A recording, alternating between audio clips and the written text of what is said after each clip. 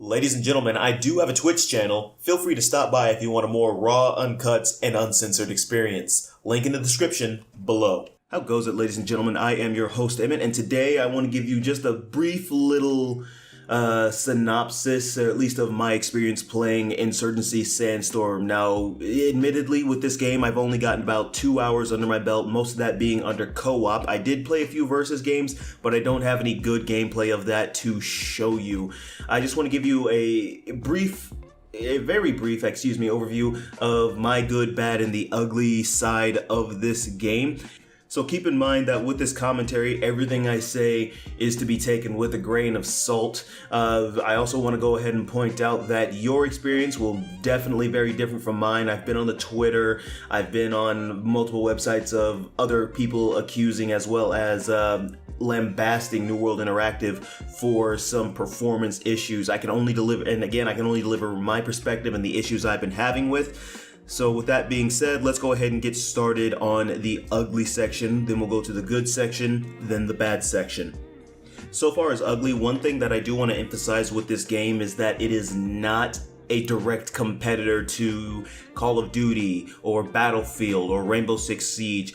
Doing that is giving this game kind of a disservice.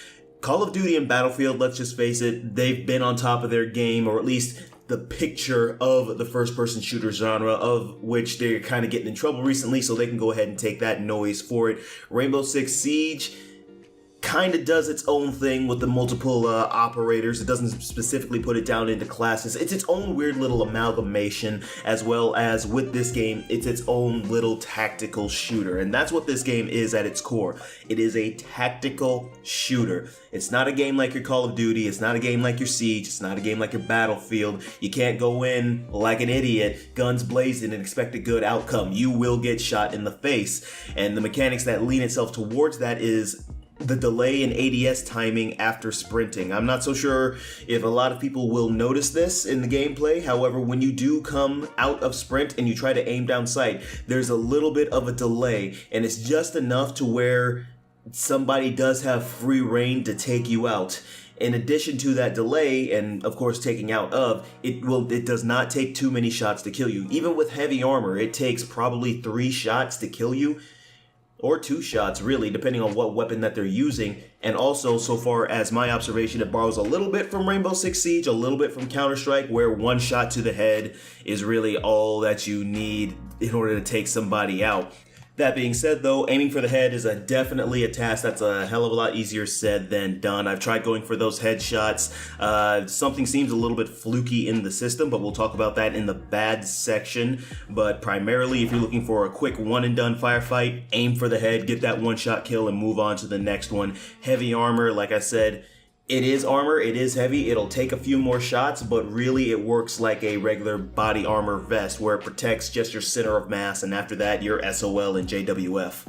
One thing that I was actually considering on putting in the good section, but I'm just going to keep it kind of here in the ugly section as something to be watched out for, is that this game, aside from initial entry into this game, just to pay for the game, microtransactions are pretty much absent from this version of the game. Now, I can't say that's something that's going to continue over when the full game comes out, but as of right now, time of recording this, which is September the 2nd, 2018, you get exactly what you pay for. Actually, I can't even say that. That's kind of a bad phrase, but you get the game and you get the cosmetics in its entirety. The only thing you really have to do is play the game to unlock points, or to gain points rather, and then you use those points to buy items that you wish to buy. And every now and again, I believe the game will sprinkle you with 1 or 2 items saying, good job, you leveled up, here's a free item, that way you can continue to play. You don't need to spend any money on this currency that they put in the game. You don't need to spend any money on items. Just play the game, you'll get the points, and then you can go and get what you earn. I like that in a game, and it's definitely a refreshing breath of air that takes away from other scummy business practices, whereas the loot boxes are finally starting to go away. Thank you again, EA, for screwing up as big as you did, because otherwise this would have been ridiculous at this point. But like I said, it is a breath of fresh air to see that an indie company of all people is just saying, you know what, screw the loot boxes, screw all that microtransaction crap. You already have the game, just play it and you'll unlock everything that you want to unlock. But as I said, I'm putting this in the ugly section because even though this is in the beta, keep an eye on it because I'm not so certain if NWI will be changing their minds in the future or trying to slip it in. Okay, that concludes the shortest section of this commentary. Let's go ahead and move on into the good section of this commentary.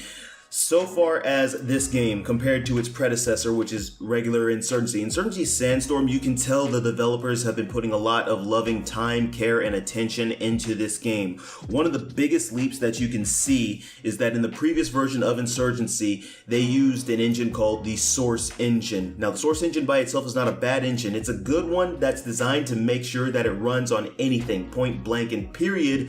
Graphics-wise, however, it is dated. Unfortunately, we're not living way back in the yesteryear of 2003 or 2008. This is 2018, and some of the games, admittedly, I would like to reflect that. Of course, you do have a couple of games out there like Death's Gambit that does look visually appealing. Functionally, it's crap.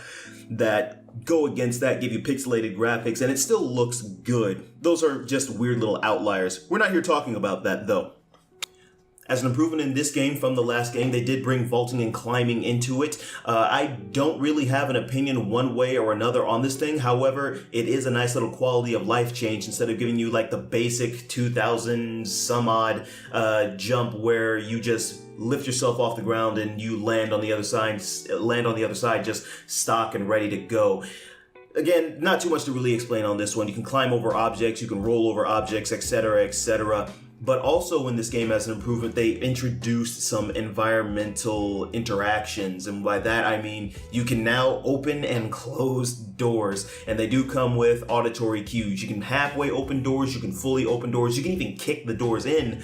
However, they will not fly off of their hinges, which is a bit disappointing, but it's still nice that they included it in of itself. One of the things that I do with these doors, especially when I kind of just accidentally separate myself from the rest of the team, is I'll hunker down in an area, close all the doors behind me, and just use the doors as an early warning system, because what most players will do is that instead of softly opening the doors, if they know you're there, they're going to try to rush you and take you by surprise. So they'll kick down the door, which will give you just a little bit of time to hear that door just smacking right on open. You can turn and have somewhat of a decent firefight to see if you can actually stay there or get swiftly evicted.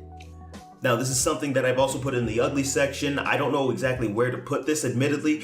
However, I'm going to mark this as a good. When you buy the game, you buy the game. You're not buying in to have any microtransactions or any of that. There is a point system in the game. However, these points are earned solely by you playing the game. And they actually give you a fairly decent amount of points. It's not one of those things where it's like, okay, let's choke them off by how many points they can get so that way you can drive up. That way you can just make this a complete freaking grind. It's not something like they would do in Combat Arms or Overwatch of all things. You actually get a steady supply of points, so that way you can go in, buy what you want to buy, and then you can go ahead and move on into the game. This game does not provide loot boxes, at least not as of yet, which is a good sign. And it's kind of a shame that the indie developers are showing up the AAA developers in terms of, hey, we already know what's right, you know what's right, but you're messing it up for everybody. So why don't you just go ahead and sit down and let us take over? We got this. It's an embarrassment, but at the same time, I'm glad these guys are still taking jabs at some of the bigger AAA industries who keep trying to use scummy monetization practices and just saying, you know what, you already got the game, here are the freaking cosmetics. That's it, point blank and simple.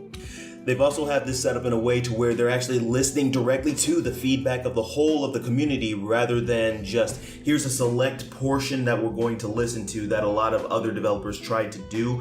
They leave the game open, people go in, they play it, they deliver their thoughts and opinions, what's wrong with it, then they come back and fix it. Compared to the first beta where it was just a fully unoptimized mess, and they gave us a reason for that because of map optimization. They came back, fixed it in this new beta. However, I believe with the new maps that they've added in, they kind of overlooked having to optimize those maps also. I can't say that for certain, but I feel that's what's kind of going on here. Hopefully when the retail version actually drops, this is not going to be an issue. Another improvement that they made in this game is that they've added some artillery for you, number one, to deal with, as well as have access to. And you can have access to them if you have a commander and an observer. These artillery ranges anywhere between a mortar strike, both shrapnel and gas, as well as drone strikes, and a helicopter coming in just to light up the area. And if that helicopter comes in, From what I've seen, the helicopter is kind of easy to take out, but I haven't really tried to face off one-to-one with that helicopter. I can just tell you that as soon as it comes in, it's out of the map. How you get access to these tools is that you need a commander and an observer. Your observer is essentially the radio guy, the guy you can radio back to whatever HQ you need in order to get this artillery in the air and sent to where you need to send it. It's a nice system. I don't know if it's exactly on a cooldown timer. I'd imagine it is, because otherwise everybody be trying to get that commander spot, everybody be trying to get that observer spot, and they just be dumping shells all day, every day down range. But it is a neat feature. I can see where it's going to be annoying and a new challenge though, because not only do you have to worry about the enemies and their explosives, you now have to worry about this unseen menace you really can't do anything about, just dropping shells on your position, near your position, and softening you up, taking out your guys while you're on the objective. It's frightening and I love it. All that being said though, let's move on to the final section, the bad section about this game. Admittedly, the beta is still in kind of a weird mess, and it's something that's worrying me because I'm hoping that NWI will have all of their maps optimized and ready to go by the time that this game launches. I believe this month in September, but only time will tell.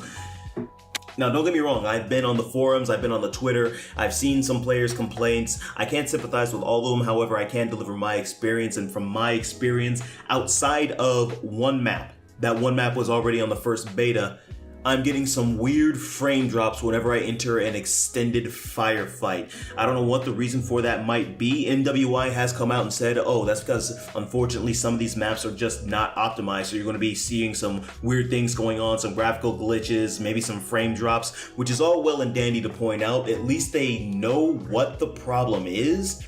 However, if that's the problem, why don't you just come back and fix it before the next beta starts? I believe the last beta was actually 2 weeks ago, which I feel like if they're going to put out more maps, it's just probably as simple as going through, running it through a optimizer or whatever have you. I'm not a game programmer, and having to do it that way, so that way it's not so much of an issue moving down the road. Now, as I said, I'm not a game programmer. It could be that simple. It could be more complicated. Take that whole little speech right there with a huge grain of salt. Another issue that may make a major difference to some of you is that every now and again, the sound will cut out for really no reason. Now, this is not an issue for me because I typically have music playing in the background, but when it does cut out and you notice it, you definitely will notice it. But as I said, for me, it's not too much of an issue. I have other auditory things going on.